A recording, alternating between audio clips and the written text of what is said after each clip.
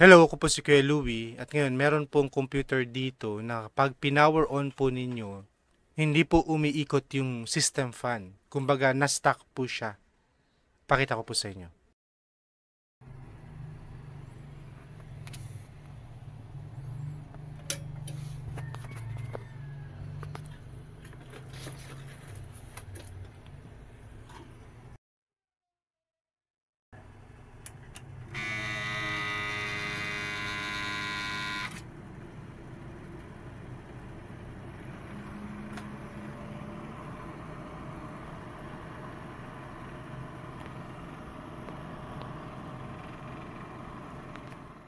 So, kinailangan ko pa pong sundutin siya ng tingting para umikot po yung system fan. Dalawa yung pwede nating gawin dito. Una, palitan natin yung system fan. Ikalawa, i-repair natin yung or linisin natin yung system fan. Kasi pag pinanatili natin ganyan, yung ating system fan, pwede niyang sirain yung power supply. So dahil wala akong budget, lilinisan ka muna yung system fan. Pakita ko po sa inyo kung paano.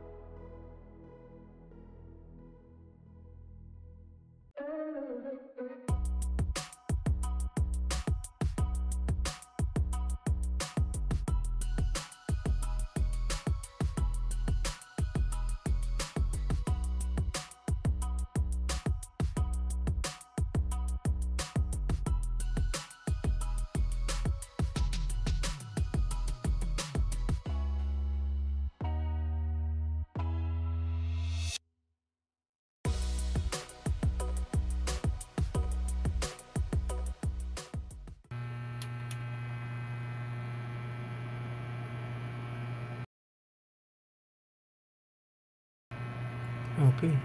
So wala na po siyang ingay. Smooth na po yung ikot niya.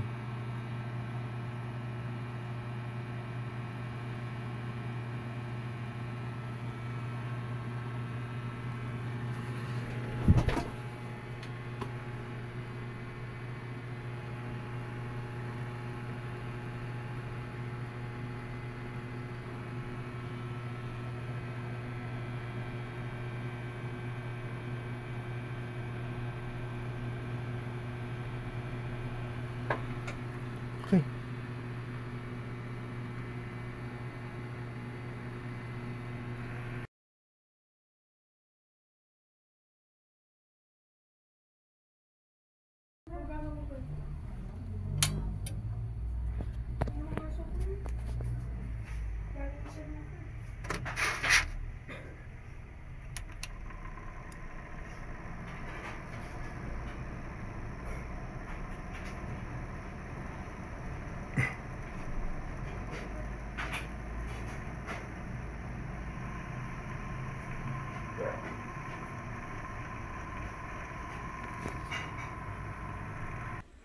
Yun. So nakita natin sa video na hindi na naulit yung pag-stuck nung fan. So every time na nagpa-power on ako ng computer, dire-diretso na yung ikot ng ating fan. Again, kung hahayaan nyo po na hindi umiikot po yung fan o nai-stuck po siya, at hayaan nyo lang naka-power on ang inyong computer, pwede pong masira ang inyong power supply unit. Okay, so dalawang pwede nyo gawin. It's either palitan na po siya or linisin nyo po katulad ng ginawa ko po sa video na ito. Yung pinanlinis ko po o yung ginamit ko po, yung ginamit ko po dyan ay grasa. May mga iba po, gumagamit po sila nung liquid na oil. Okay po yun, wala namang problema po doon. Pero mas gusto ko po yung grasa. Unti lang naman yung ilalagay po dyan. Kasi para sa akin, parang napansin ko, mas tumatagal po yung buhay ng fan pag grasa pong ginamit ko dito kaysa po yung liquid na oil. Kasi madali pong matunaw yung liquid na oil kapag mainit na yung paligid ng computer. Pero walang mali po. Okay, so I hope may natutunan po kayo sa video na ito. Kung may natutunan po kayo, please don't forget to like, pwede nyo pong i-share o mag-subscribe sa akin channel. Maraming salamat po at ingat po tayo lagi.